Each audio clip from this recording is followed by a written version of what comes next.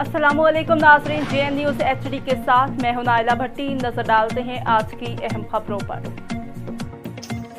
कोयटा से खबर शामिल करते हैं। जवानान मारखोर इत्तेहाद पाकिस्तान के ज़ेर-ए-तमाम यौम यकजहती कश्मीर फ़लस्तीनी अवाम पर इसराइली मुज़ालिम के ख़िलाफ़ प्रोग्राम इनेकाद हुआ। इस प्रोग्राम में चीफ ऑर्गेनाइज़र अब्दुल अहद वतन यार, सूबाई सदर सरदार अमीनुल्लाह मुलाज़ई, सूबाई general secretary Mir Ghaffar Badini, deputy general secretary Mohammad Nabi Khilji, secretary इत्तलात आदम लाला, ज़हूर अहमद, मोहम्मद शहीद टकरी, नसरुल्लाह कर्द, शमसुद्दीन बंगलज़ई ने खिताब किया। मुकर्रीन ने कश्मीरी अवाम पर भारतीय मुज़ालिम की शदीद मज़म्मत की और फ़लस्तीन के अवाम पर इसराइली मुज़ालिम के हमलों की शदीद अल्फाज में मज़म्मत की और इनसे मुकम्मल इजहार यकजहती का इजहार किया। तकरीब में ज़हूर अहमद, मोहम्मद शहीद टकरी, नसरुल्लाह,